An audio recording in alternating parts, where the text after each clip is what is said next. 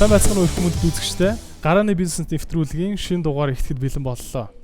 Энэ удаад та бүхэнтэйгээ Ametros гэх нэгэн маш сонирхолтой технологийн компанийг танилцуулахаар урлаа. Захирал Тулгабаатар өнөөдөр та бүхэнд Internet of Things буюу бүх зүйлийг интернеттэй холбох нэгэн сонирхолтой цоо шинээр үүсч буй зах зээлийн талаар мөн түүний компани хэрхэн Америк руу гарахаар бэлтгэж байгаа талаар ярилцгаар шийдэд байна. Ярилцлага тухлан сууж үзцгээе.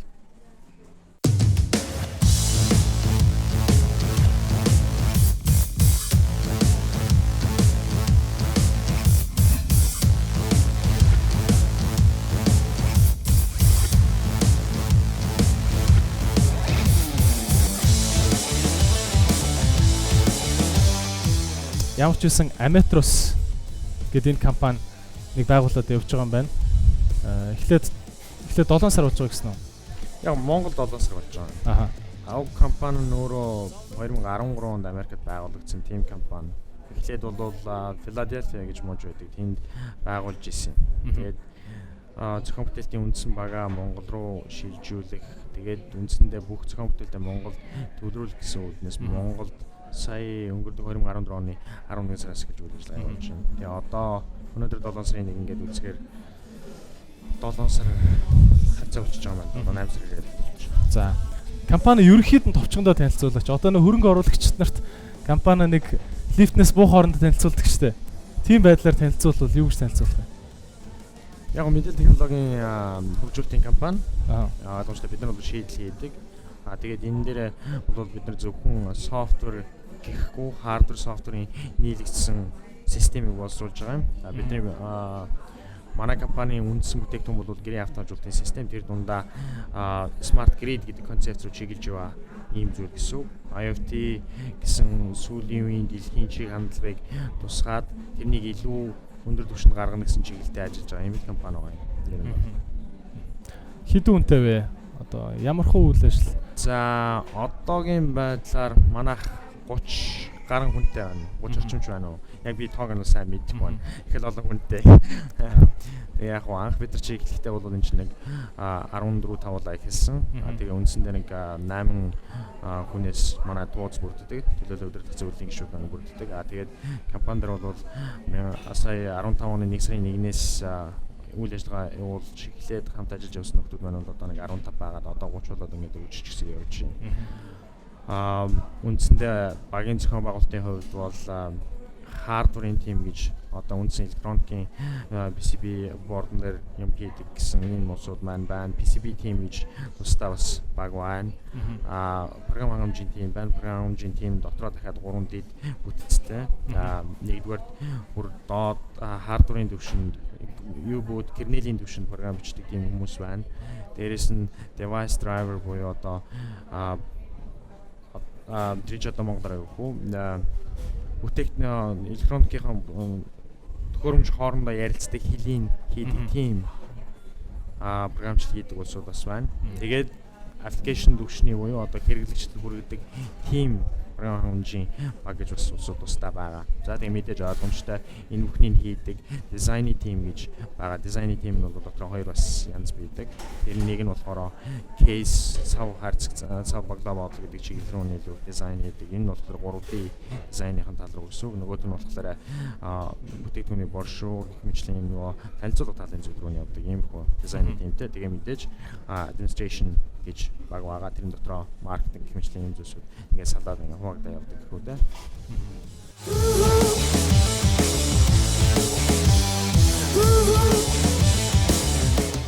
За IoT гэж сүүлийн их үед яриад байгаа тийм.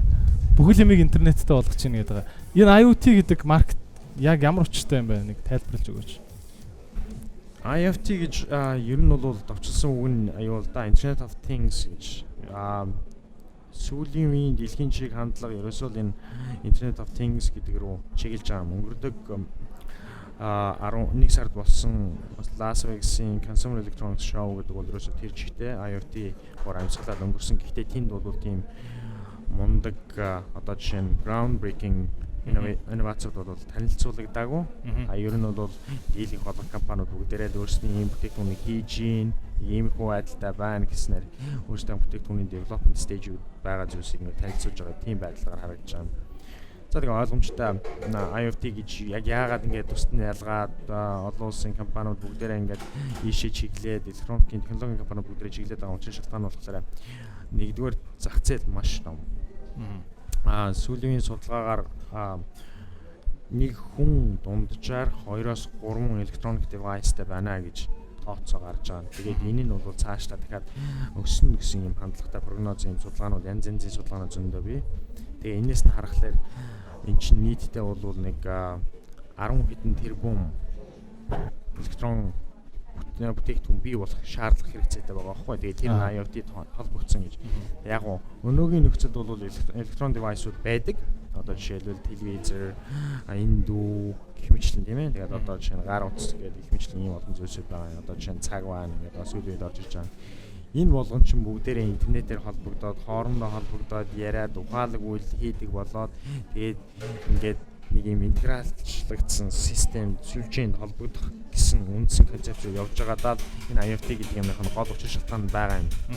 Эдийн засгийн талаас бол ойлгомжтой тийм ээ. Том зах зээл, том юм байна. Мэдээлэл технологийн салбар зүгээс аваад үзэх юм бол энэ чинь их challenging task. Тэр их олон девайсуудыг бүгдээрингийн хаягчлалд оруулаад тэгээд бүгдээрингийн холбоотой байлгаад мэдээллийн тэр том урсгалыг бүгдээрингийн зохицуулна гэдэг бол их том асуудал. Тэгээ энийг бол хэдхэн цөөхөн компаниуд хийж нэгж бол байхгүй шүү дээ. Тэгэхээр ер нь бүх компаниуд энэ дээр өөр гэсэн зах зээлийн байр суурийг эзлэхээр өрсөлдөж эхэлж байгаа гэж ойлгож байна. Яг нь энэ нэгтэй ойлгомжтой. Олон улсын стандарт гэж юмнууд бий болно. Тэгээд одоо холболтын стандартууд байна, хаягчлалын стандартууд. Одоо жишээлбэл IPv6 гэдэг протокол байна тийм. Ийм стандартууд гэдэг чинь бол ерөнхийдөө энэ ямиг холбох зориулж гарч ирээд байгаа олон улсын хүлээн зөвшөөрж байгаа стандартууд байгаа байхгүй юу. Тэгээд мэдээж салбарын тухайд дөнгөж хэлж байгаа одоо хөгжлийн хэдэн шатнд явж байгаа гэдэг утгаараа бол энэ хийх ажил маш их бай.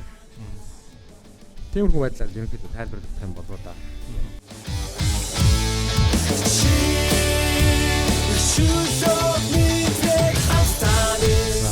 Танах одоо бол шууд Америкийн зах зээл рүү чиглэсэн үйл ажиллагаа явуулж байгаа гэсэн. Яагаад Америкийн зах зээл? Яг уу энэ дэр хэд хэдэн шалтгаанууд байгаа юм. За бид нар гэрээ автомобилын системийг сонгож авдаг дээр яг бид нэг одоо жааж хийж байгаа хүмүүс зөндөө байна л да. Шүүмжлээ. За та нар буруу юм авч байна. Одоо ингээд зөндөө олон том компаниуд өрсөлдөд ингээд яваад хааврах юм гэж. Яг Монголын нэг болон суучгаад тэгээд одоо Америкийн мундаг усуудаа өрсөлдөнө гэдэг ч юм уу үлгэр гэсэн юм ярьж байгаа хүмүүс байгаа юм. Гэтэ яг уу энэ чинь эцсийн дүндээ энэ олон компаниуд энэ том мундаг компаниуд гэдэг чинь цаанхийн явуулж хүн хөдөлж байгаа байхгүй юу? Мэдээж ойлгомжтой чадварлаг мэргэжилтэн боловсон хүчин л энэ бүх компаниуд энэ бүх байгууллагууд хөдөлж энэ бүх технологи бий болгож байгаа тийм ээ. Тэр утгаараа бид нар бол ерөнхийдөө энэ чиглэлд үзэх нь үзэх боломж нөхцөл бүрдсэн учраас энийг сонгож байгаа. Хоёрдугаарт нь нэгэнд эзлэгдчихсэн байж байгаа зах зээлийг бол бид нар сонихгүй байгаа юм. Жишээлбэл бид нар таблет зохион бүтээсэн. Хийсэн. Одоо анхны загварууд танилцуулагдсан тиймнүүд байгаа. Гэхдээ тэрнийг бид нар бол зүгээр энгийн хэрэглэгчид явуулаад зарна гэдгээр бол би төсөөлөхгүй байгаа байхгүй юу? Манай компаниуд энийг төсөөлөхгүй. Яагаад вэ гэхээр ойлгомжтой одоо чинь Apple байна, Samsung байна, гэх мэтлэн том компаниуд энэ салбарт олон жил ажиллажсэн. Биднээс одоо даруй 5 6 7 8 жилээр илүү төрүүлээд явчихсан ийм туршлагатай компаниудад бид нэр тухайн салбарт нь байр суурь эзэлчихсэн байгаа зах зээлд нь ороод тэднэртэй өрсөлдөө тэднийг даалж гарч ирнэ гэдэг бол өөрөө ухаангүй явдал байгаа байхгүй юу. Тийм учраас бид нар ямар маркетинг сонгож ийнө гэхээр дөнгөж эхэлж байгаа. Боломж болцоо дүүрэн байгаа ийм зах зээлийг сонгож байгаа. Нөгөө талдаа бид нарт өндөр түвшний одоо Samsung-ийн хэрэгжилж байгаа түвшний team технологийн трансфер байгаа учраас team know how байгаа учраас энэ байгаа технологи хаана хэрэглэх вэ гэдэг зүйлүүдийг бодсны эзэн дээр home automation гэдгийг сонгож байгаа. Тэгээ сүүлийн үеийн технологи мэдээлэл технологийн салбарт хамгийн их яригадаад байгаа зүйлсийн нэг нь юу юм гэхээр технологи трансфер хийгдэнэ гэж асуудал яригдж байгаа юм. За жишээлбэл мэдээлэл технологийн салбар бол өөрөө хөгжөөд маш хурдтай хөгжсөн. Гэхдээ эрүүл мэндийн салбар, хөдөө аж ахуйн салбар, тийм ээ.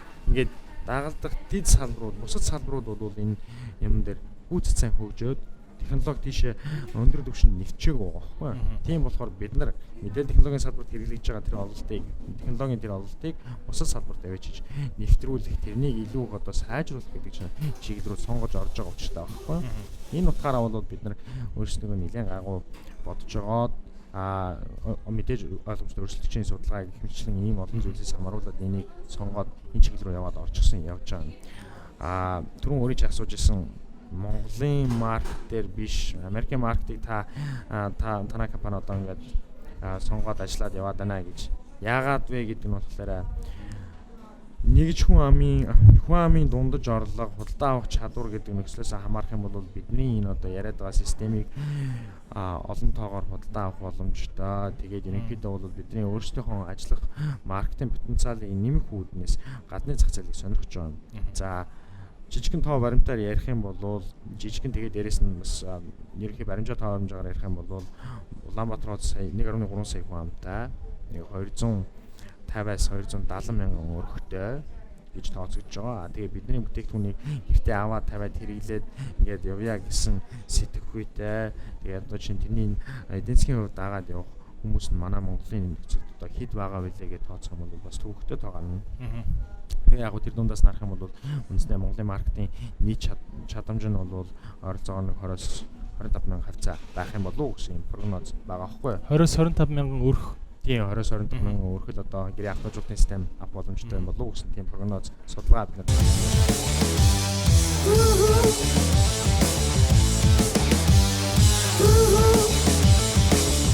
Одоо мөнгөн дүнгээр ярил хэр одоо энэ маркет чинь нэг тим хэмжээтэй маркет гэж ярьдаг шүү дээ. Монголын маркет ямар вэ? Одоо Америкийн та нарын одоо өнлөөд байгаа маркет ямар хэмжээтэй вэ? Ерөнхийдөө бол Монголын маркет чинь бол юу л да. 20-25 мянга гэд үзэх юм бол энэ маркет чинь ойролцоогоор нэг 500-аас 600 орчим сая Америк долларын маркет байгаа юм. Ер нь бол за яг энэ бол нэлээд exaggerated боёо одоо нэлээд хийсвэр тоо шүү дээ. Америкийн зах зээл бол энэ чинь энэс 10 дахиад 10 дахин их орчим тийм ээ. Pike Research and IBM гэдэг хэмжээний нөгөө судалгааны маркет судалгааны компаниуд байгаа юм да. Тийм судалгааны байгууллагууд тэднээс гаргасан тооцоогоор 2013 онд гэрийн автомобилчдын маркет чинь 3.6 тэрбум Америк доллар байсан бол өнөөдрийн байдлаар 2015 оны саяхан гарсан судалгаагаар энэ 5.8 тэрбум болоод өсчихсөн.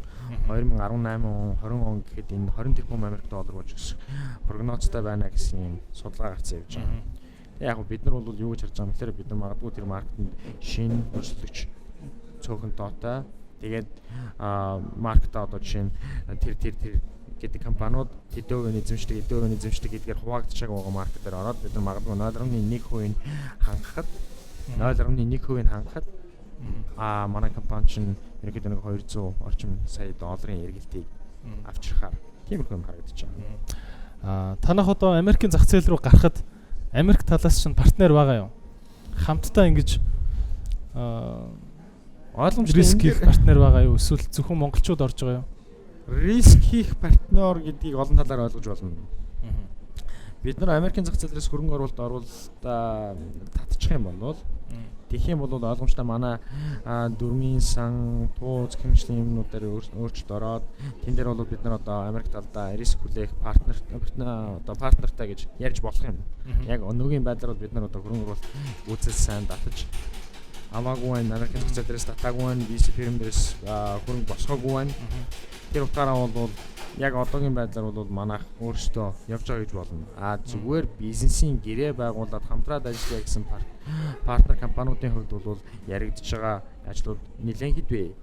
Одоо жишээлбэл Home Depot гэдэг Америкийн chain store нэртэй chain store эднийх гэхэд манайтай тестийн шугамар хэдэн орлуулалт хийгээд ажил хийсэн тиймэрхүү саналууд ер нь яригдаа яваад байгаа.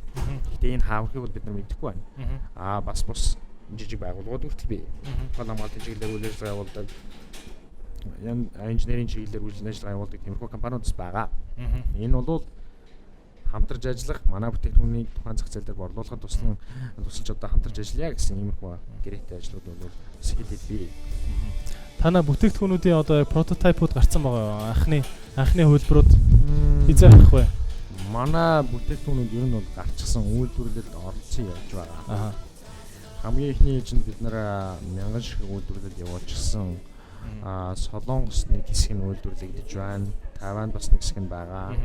Хятад бас нэг хэсэг нь явж байгаа.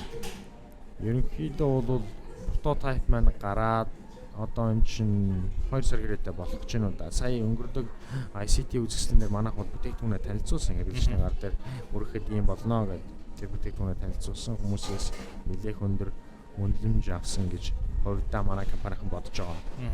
Их сайхан урмын хөвгтэй тийм одоо хүмүүсийн үгс бид нар гоо ихэрсэн гэдэг юм.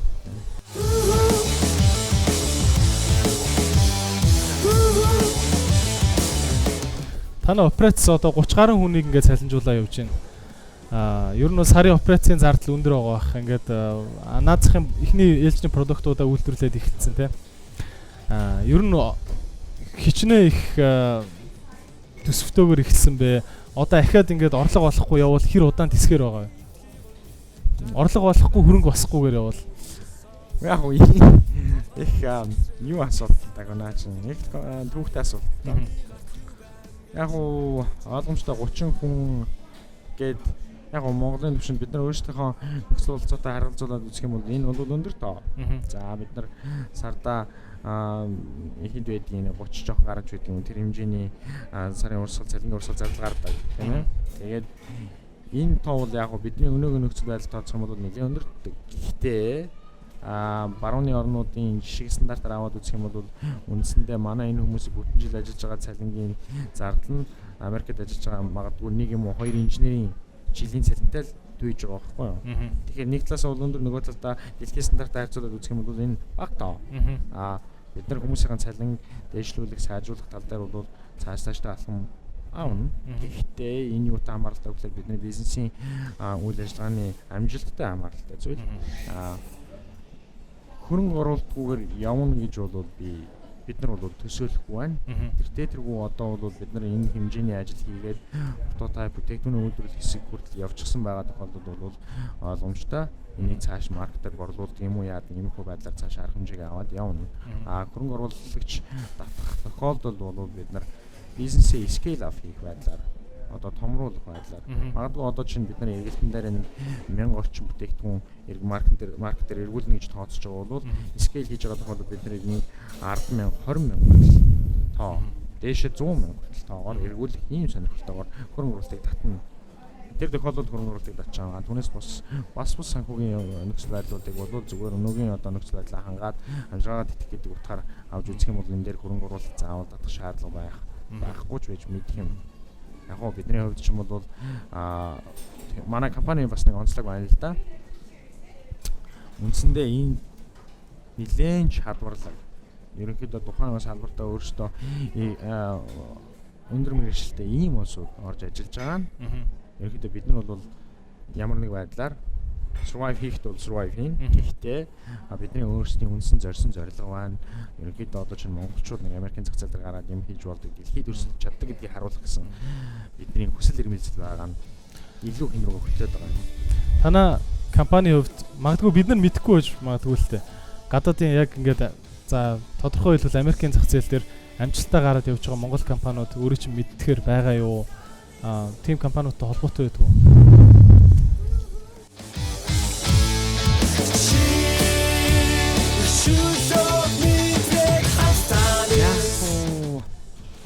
Яг Америкийн зах зээл дээр гараад брендинг үүсгээд явж байгаа тим компаниуд бол байхгүй байх гэж би бодож байна. Би ер нь өөрөө дуулаагүй. Яг ойлгомжтой Америкийн зах зээл дээр бизнес хийж байгаа монгол хүмүүс, монгол бизнесмэнүүд бол би. Боломжтой, мундаг чадaltaй явж байгаа хүмүүс байдаг. Гэхдээ бидний үндсэн зорилго юу вэ гэхээр тэнд гараад манай компани маань өөрийн үндэсний тодорхой хэмжээгээр Монгол гэсэн агаар одоо амьсгалуулсан нэг тийм хэмжээний брендинг бий болох зорилготой. Одоо чинь магадгүй бидний эцсийн зорилго бол Apple ч юм уу, Samsung ч юм уу тэр хэмжээний том компани болно гэсэн тийм нэлээд том вижнтэй яваа. Тэргээрээ бол бид өөрсдөөс ялгарна гэж боддог. Тэгээ яг хуу ойлгомжтой бид нар хэрвээ ингэ явж чадах юм бол манай одоо Монголын бусад залуучууд бусад бизнесмэнүүд тийм ээ бүгдээрээ энэ салбар руу ч юм уу эсвэл тодорхой нэг салбараар Америкийн зах зээл бусад орны зах зээлээр гараад өрсөлдөх боломжтой мөн гэдэг илүү том юм хийгээд энэ маань нийгэмд одоо их нөлөө авчрах болов уу гэж бид найдаж байгаа. Оюуны өмч патентын асуудал дээр та ер нь зардал хэр гарч байна? Хэр ажилттай байдаг юм байна? Ажилтны хувьд бол их ажилтай зүйл. Яг уу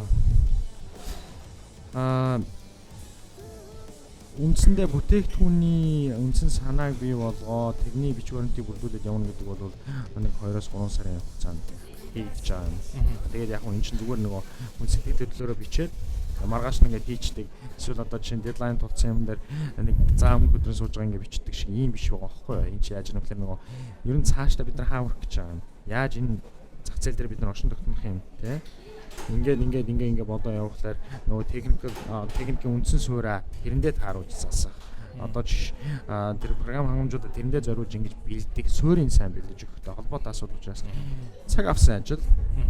Гэтэ юуны хувьд бол хийх ёстой хамгийн чухал зүйлс юм байна. Нэг энэ бол патентгүйгээр ерөнхийдөө бол бизнес том зах зээлээр гараад хийх гэдэг бол төвөгтэй шүү дээ. Энэ бол айгүй төвөгтэй зүйл. Бараг боломжчгүй бах те ялангуяа хардверийн хувьд. Хардвер, софтвер яг одоо энэ мэдээлэл технологийн салбарт бол ер нь боломжгүй гэж хэлж болно. Яагаад тэгэхээр өөрийнхөө хийх хэрэгчлөөг тэргээр авч байгаа байхгүй юу? Бизнесээ хийх, явуулах хэрэгчлөөг тэргээр авч байгаа. Хөрөнгө оруулах хэрэгчлөөгөөч бас тэндээс авч байгаа юм. Патентгүй байгаад хөрөнгө оруулагч нар очих юм бол хэцүү шүү дээ. Патентгүй бол одоо нэг нөхөр гарч ирэл хий чи наадч одоо ингэж авчих нэг гэдэг байдаг. Патенттай бол чинь ажиллах орон зайгийн суурийг баталж фундамент сайн гарч ирж байгаа гэсэн үг л дээ. Тэргээр ойлгомжтой юуны хувьд процедурын хувьд бол төвөгтэй. Америкийн хуулийн фирмүүдтэй ажиллах хэрэгцээ шаардлага үүсдэг.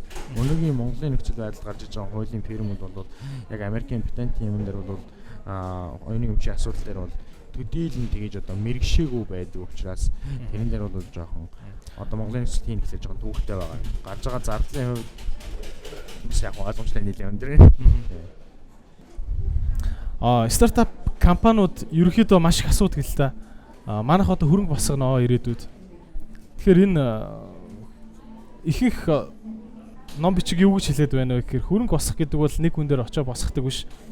Маш удаан бэлддэг юм, удаан процесс байдаг гэдэг байгаа байхгүй. Танай хувьд хөрөнгө босгол дараагийн хөрөнгө босгол чи хизээ гэж харж байна. Эндээ яаж бэлдэж байна? Энэ үед компани чинь ямар өндөрлөгт хүрсэн байх ёстой гэж зорж байгаа юм. Хөрөнгө босголтыг үндсэнд нь хідэн ангиллуудад хувааж байгаа юм. Жишээлбэл seed investment, seed funding гэж бас ярьдаг. Тэгээд A series, B series, C series гэдэг тэгээд ингээд дэше явчихж байгаа. Тэгээд scale funding гэж явна, scale investment гэж явна. За тэгээ ойлгомжтой эцсийн за нэлийн одоо бүр томорцсон тохиолдолд нөгөө public company болох IPO хийх гэсэн тиймэрхүү юмнууд байгаа байхгүй юу. Тэгээ ойлгомжтой энэ бүх шатлууд чинь өөрөө компаниас, стартап компаниас, тухайн компаниас өөрөөс нь тодорхой үе шатуудыг дамжина. Одоо яг шаардна. Жишээлбэл seed investment гэдэг бол үндсэн санаа хэрэгжээд тодорхой нэг үр дүн хүртэх хэмжээний хөрөнгө оруулалтыг хэлж байгаа. Жишээлбэл одоо чивтээр нийл сууж байгаад нэг санаа яриад маргааш нь бизнес болгоод нөгөөдөр нэг тодорхой үр дүн гаргах эхний суурь шатлуудыг тавих зорилгож хөрөнгө оруулалт, seed хөрөнгө оруулалт. Тэгээд тэргээр хийсэн хөрөнгө оруулалтаа барьцгаа дараа нь A series, B series гэдэг ингээд явна л да. Тэгээд яг уу компани тус өөрөөсөө санхүүгийн нөхцөл байдлаас хамаарат янз янзаар хөрөнгө оруулалтыг босгодог. Танай хувьд жишээ нь манай хувьд бол бид нар seed хөрөнгө оруулалтаа A series-тэйгээ хамт хийцэн байгаа гэж ойлгож байгаа. Яагаад тэгэхээр бид нар ч одоо үндсэндээ үйлдвэрлэлд ихний мянган үйлдвэрлэлд оруулчихсан байж байгаа улсууд гэдэг ч юм бол үйлдвэрлэлийн ихний шатны хөрөнгө оруулалт хийцэн байна гэж ойлгож байгаа байхгүй юу? Тэгээ энэс цаашаа хөрөнгө оруулалтын шатлал маань бол scale up буюу ерөнхийдөө бизнесийн царайг томруулах гэсэн тийм чиглэлээр хөрөнгө оруулалт босгоно. За тэрнийг бол бид нар нэг 4-5 сая доллар ч юм уу магадгүй тэрнээс дээгүүрч байх юм уу гэж тооцож байгаа. Тэгээ тиймэрхүү тоогоор бол бид нар ойролцоогоо 100 200 нэг 10,000-аас 20,000 30,000 ч юм уу тэр хавцааны бүтээгдэхүүний үйлдвэрлэлд маркетээр эргүүлдэг болж таарна гэсэн. Тэгээд тэрнээс цаашаа магадгүй дахиад VC firm-д орчиж ярьж болно шүү дээ. Дахиад бүр томруулдаг. Тэгээд тэрний дараа нь хязгаарлагдмал IPO хийж болно. Тэгээд том IPO хийж болно. Тэгээд эдгээр бол хөрөнгө оруулалтын шатлалууд. Тэгээд хөрөнгө оруулалт түн өөрийн чинь хэлжсэн тэр нөгөө айгу удаан явагддаг процесс гэж. Үнэн. Энэ бол яхахгүй үнэн. Бид нар одоо яг л энийг одоо өөрсдийнхөө биеэр туулж байгаа болсон. Хөрөнгө оруулалт гэдэг чинь яг уу үндсэндээ хүмүүс заримдаа тэгж ярьдаг юм уу? Энэ бол азтай байдлаар ч юм уу? Эсвэл их санааных гоё байлаа ч гэдэг юм уу? Иймэрхүү байдлаар юм хандаад байгаа байхгүй юу? Яг тийм бас биш байгаа юм. Нөхцөл байдлыг аваад үзэх юм бол тодорхой санаа хэрэгжээ тэрнийхээ араас яваад тэгээд ингээд нэг тодорхой үр дүнд хүрээд тэрнийг хөрөнгө оруулагч хүн тэрнийг ойлгоод хүлээж аваад энэ нэг болчмоор юм байна гэсэн хэмжээнд хүртэл девелоп болох шатлал нь хүндрэлтэй процесс нь байгаа байхгүй юу?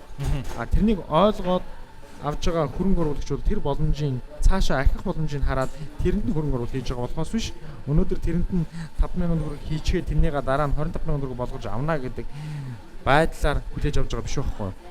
Компани хамгийн чухал зүйл юу байна вэ гэхээр энэ компани маркетер хэрхэн яаж оршин тогтнох гэж байгаа юм? Яаж өрсөлдөх гэж байгаа юм? Юугаараа онцлог юм, тийм ээ? Тэгээд ер нь энэ хэр зэрэг том прожектын ямар хуу скейл хийх гээд байгаа юм гэдэг зэрэгээс хамаарж байгаа байхгүй юу? Хөрөнгө оруулагч одоо жишээ нь магадгүй angel investor-ууд болвол юу хэлбэ харж байна вэ гэхээр итгэж болохоор найдвартай ажилдаад тэгээд дээрэс нь айгүй ирээдүйтэй гэсэн юмудаа хөрөнгө оруулах юм. Хөрөнгө оруулагч хүний тухайд өөрөө мөнгөтэй байдаг учраас өнөө маргаашийн амьдралдаа санаа зовхгүй байгаа шүү дээ тэр хүмүүс. Тэр хүний өөрийнх нь байж байгаа бэлэн капитал олон жилийн хугацаанд өргөөжтэй нэргээд тэр хүндээ орж явах хэрэгцээтэй ийм философи үүднээс ийм одоо үндэслэх шаардлагын үүднээс тэр хүн хөрөнгө оруулах гэж байгаа байхгүй. Ер нь хөрөнгө оруулалт босхий гэж бодож байгаа тийм хүмүүсийн тухайд хамгийн түрүүнд өөрөө хөрөнгө оруулж байгаа өмнөөс бодоод энэ хүн би одоо чинь би өөртөө мөнгө өгөхөд энэ нэрээ юу нэлээ гэж бодож үздэг ч юм уу. Тиймэрхүү байдлаас controversial байдлаар харж үзэх юм бол энэ илүү нөгөө стартап компанийнхандаа хөрөнгө оруулагчийн байр суурийг ойлгоход тустай юм болж байгаа. За тэгээ ойлгомжтой angel investor-д бол нэг тиймэрхүү гаргана. VC фирмүүд бол бүр мэрэгжлийн юм шаардна. Бид нар бол бүр тодорхой үр дүнгүй шаарддаг шнэ. Одоо чинь уучлаарай. Тасчлаа. Танах VC фирмүүдээс хөрөнгө осгож магадгүй гэж байна. За Америкт өчнөө VC фирмүүд байгаа. Эднэр дээр яаж очиж санаагаа танилцуулах юм? Танилаараа дамжуулах юм уу, мэйлдэх юм уу? Яаж эднэр төрөх вэ? Янз. За ерөнхийдөө бол эхлээд ойлгомжтой танилаараа дамжин штэ. Яг манай байгаа хүмүүсийн тухайд ерөнхийдөө бас олон улсын харилцааны нэлээд гаргав. Тийм усуд бид яг бидний харж байгаагаар бол эхний ээж нь бид нар магадгүй Founders Fund гэдэг одоо нэг Facebook-ийн Zuckerberg хөрөнгө оруулалт хийжсэн Federal Teal энэ хэмжлэн нэг нэлээд мөнгө Арслангийн логотой нөхдүүд мөн үү? Арай биш FX-тэй тийм нөхдүүд байдаг. Founders Fund гэдэг Federal Teal тэгээд баган залуучуудын PayPal-ыг үндэслэн нөхдүүд байдаг юм. Тэд нартай ерөнхийдөө холбогдох боломж бол бидэрт бий. Founders Fund чинь нөгөө ногоон өнгөтэй accelerator шиг биш accelerator бол тэр бас тэр чинь Founders Institution шүү дээ. Founders гэхлээр янз янзын тиймэрхүү нэртэй нөхдүүд бий. Гэхдээ Founders Fund гэж одоо нөгөө Elon Musk энэ SpaceX, Tesla гэдэг хөрөнгө оруулалт хийсэн тийм нөхдүүд байгаа. Тэгээд яг нь залуучууд нь их мундаг тийм залуучууд байдаг. Яг тэдэртэй холбогдох connection хийх яг миний хувьд бол тэднийхэнтэй уулзж ирсэн тийм туршлага холбоо connection бол би тэр яг тэр утгаараа холбогдож болно бас бусад компаниудад холбогдож болно. Гэхдээ тэгээд яг хөрөнгө оруулалтын фирмтэй мэйл бичиж холбогдож болно. Яагаад болохгүй гэж эн чинь эргээд тэр компаниуд чинь ашигтай бизнес хайгаад явж байгаа асуудал шүү дээ. Тэр утгаараа бид нар тэднэртэй хинтээ ч хамаагүй ярьж болно. Ерөнхийдөө бол энд нэг тийм хөрөнгө оруулалтын цэвэр эко орчинд бол заавал таньдгаараа дамжуулж ороход илүү их шанстай фандинг босгох тийм бол байхгүй. Хамгийн гол зүйл төсөвчин найдвартай сайн байх хэрэгтэй. Одоо financially одоо санхүүгийнхаа хувьд зөв зохион байгуулагдсан байх хэрэгтэй. Тэгээд одоо чинь компани үнэлгээ бодиттой байх хэрэгтэй. Хийцээ ажиллаж үр дүнтэй байх хэрэгтэй. Магадгүй нэг 100 200 хүн 1000 хүн зараад тэр хүмүүс чиний бүтээгдэхүүнийг аваад юу гэд хилцсэн тэр хүмүүс таалагдсан юм уу таалагдаагүй юм уу дахиад авах деманд байна уугүй юу гэх мэтлэн иймэрхүү зүйлсүүдээс хамаарна шүү дээ. Тэгэхээр өөрөө хөрөнгө оруулалт босгох нь өөрөө төвөгтэй асуудал мөн. Гэхдээ яг хуу энэ болгоныг зүг бодиттой үнэлээд явах юм бол энтэй ч очиод уулзаад яриад явж болно. За компаниуд анх байгуулахдаа танаа тууц жишээ нь байгуулагдаад явахдаа хувьцаануудаа ингээд хуваарлсан баг тий. хэр их хувьцааг ирээдүйн хөрөнгө оруулагч нарт зориулж тусна тавьсан бэ? Ер нь ямар хуваарилттай байдаг юм бэ? Танай төрлийн компаниуд. Яг ирээдүйн хөрөнгө оруулагчид зориулж багц үлдээнэ гэж бол байдгүй. Тийм бол байхгүй. Тууцын гишүүд компани хувьцаа эзэмшиж байгаа нөхдүүд маань өөрсдөө хоорондоо өөрсдөө оруулж байгаа өөрсдийнхөө юуны бүтээл бол өөрсдөө оруулж байгаа хөрөнгийг тодорхой хэмжээгээр үнэлээ тодорхой дунд нэг common understandingтэй болоод тэрнийгээ тодорхой хувьцаанууд хуваагаад авчиж байгаа юм. Эргүүлээд нэмэлт одоо хөрөнгө оруулалт оруулах шаардлагатай дараагийн хүмүүсийг оруулж ирэх үед хувьцаа эзэмшиж байгаа бүх хүмүүс өөрсдөөсөө ижил хувьцааг дундаасаа нөгөө хүндээ одоо ч магадгүй нэг нөхөр манай хөрөнгө оруулалт оруулаад 10% авъя гэж бодъё л да. Тэгэхэд бид нар тууцын гişүүд бүгдээ өөрсдийн гэсэн хувьцаанаасаа ижилхэн дүнтэй одоо чинь өөрөө одоо ч би магадгүй 30-тай байх юм бол би 10% 3% нөхөр хэрэгтэй ч юм ингээд тэнцүү хуваарлтын зарчмаар юмнууд бол явуулж байгаа. Ер нь энэ бол стандарт загварчлал гэх юм уу да. Тийм зүйл. За саяхан Microsoft компани CEO компанийхаа нэг ерөнхийдөө мишнийг нэг дахин боловсруулж танилцуулсан шүү дээ. Манайх нэг ийм 3 чиглэлээр анхаарна гэд. Таны хувьд компанийхаа ерөнхийдөө алсын харааг яаж юу гэж тодорхойлсон бэ? Энийг яг би ганцаараа ерөнхийдөө CEO нь бол зарладаг шүү дээ. Ямар ч компани юу те. Бидний одоо чинь компаниуд нэг тийм том болсон биш Microsoft нэг өөрсдөө зэрэгцүүлээд яах вэ? Бид нар бодтол авах хэрэгтэй тийм үү? Тэгээд яг бидний хийж байгаа ажлын хамгийн гол зорилго нь бол юу байгаа юм? Ерөөсөө энэ мэдээлэл технологийн одоо энэ гэрээ автоматжуулалтын салбарт нь өөрт нь хувьсгал авчрах гэсэн ийм зорилготой яваа. Энийг хэлэхэд бол гэхдээ яаж үг гэдэг нь бол үндсэндээ их төвөгтэй асуудал. Ямар ч байсан одоо жишээ нь одоогийн байдлаар бидний харж байгаагаар бол маркетингийн үндсэн чиглэлийн технологийн давуу талаар шийдэх зорилготой байна. Одоо жишээлбэл би түрүүн хэлсэн шүү дээ. Одоо энэ гэрээ автоматжуулалтын систем нэг 5.8 тэгээд нийт одоо 2020 гэхэд 20 тэрбум болно гэж байгаа юм. Энэ ч болохоор яагаад ийм хөнгөлөлт байгаад байгаа шалтгаан нь болохоор хэрэглэгч өөрөө тэрнийг бүтээгдэхүүн худалдаж аваад шууд гэртээ явж тавьж болдгоо. Заавал инженерийн ажилтнууд очиж хийжээж тэр нь болж байгаа байхгүй. Тэгэхээр энэ болгоныг бид нар яах гэдэг юм гэхээр ерөнхийдөө утасгүй ийм одоо ерөөсөө айтлахгүй тиймэрхүү одоо ерөөсөө хэрэглээ юм авдаг хэрэгэлдэг ажилдаг тийм байхаас бид нар бодож байгаа байхгүй. Тэргээрээ л илүү их одоо хэрэглэгчд хүрнэ гэж энэ дээр бац. Окей, за энэ уучлаарай энэ жоохон төвөгтэй. Өөр юу нэмэрхүү Internet of Things компани байгаа юу? Манайхаас ч юм уу гарч байгаа. Монголоос уу? Тий. Монголоос сайн мэдгүй ганц нэг ламп энтер оруулж ирсэн компаниуд байх шиг байсан. Хийж байгаа ч юм уу тийм компаниуд байх шиг байсан. Гэхдээ тэрийг бол сайн мэдгүй байна хөө. Яг бидний вижн бол нэлээд том зорилготой яваад байгаа юм. Яг энэ маркетинг эзлэх гэсэн зорилготой явж байгаа шүү дээ. Үндсэндээ байна. Ямар ч байсан дэлхийг тэр чигээр нь интернетжүүлээд ширээ сандал талбах сэрээ бүх юмыг интернеттэй болгоод те Internet of Things гээд энэ сонирхолтой зах зээл рүү тэр тусмаа гадны зах зээл рүү чиглэж ажиллаж байгаа маш сонирхолтой санагдаж байна. Тэгээд та бүхэнд амжилт хүсье. Манай нэвтрүүлгийн бол ихэнх үзэгч нар дандаа стартап бизнес хэрхэн хийх вэ гэд бодоо сууж байгаа залуу хүмүүс байдаг.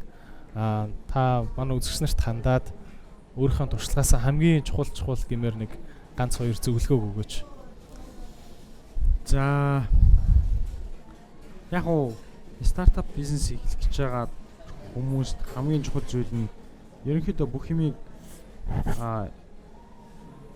номынхын дагуу хийх хэрэгтэй. Номынхын дагуу гэдэг нь одоо жишээ нь юу хэлээд байгаа юм гэхээр үнийн шударгаар тэгээд дээрэс нь одоо манай монголчуудын хувьд бол тэр зэсмээ юу яах хэрэгтэй байгаа юм. Энэ компанийн санхүүгийнхаа асуудлуудыг зүй зохистой үнэн бодитойгоор нь гаргаад ингээд тайлагнаад явдаг байх хэрэгтэй. Энэ эцсийн дүндээ яадаг гэхээр одоо жишээ нь хөрөнгө оруулагч дээр очиод юм хөрөнгө босгох цаашаа дахиад компани томруулах хамгийн том саад болдог, саад бэрхшээл болдог. Энэ бол ер нь дийлэнх компаниуд иймнээсээ болоод унаад байдаг талууд байдаг байхгүй. Тэгэхээр энэ дээр бас анхаарах хэрэгтэй. Яг ойлгомжтой мэдээж өөрсдөө хийж байгаа гаргаж байгаа санаан дээрээ бодитойгоор үнэлт өгж өөрөө өөртөө сайн шүүмжилж явах хэрэгтэй те.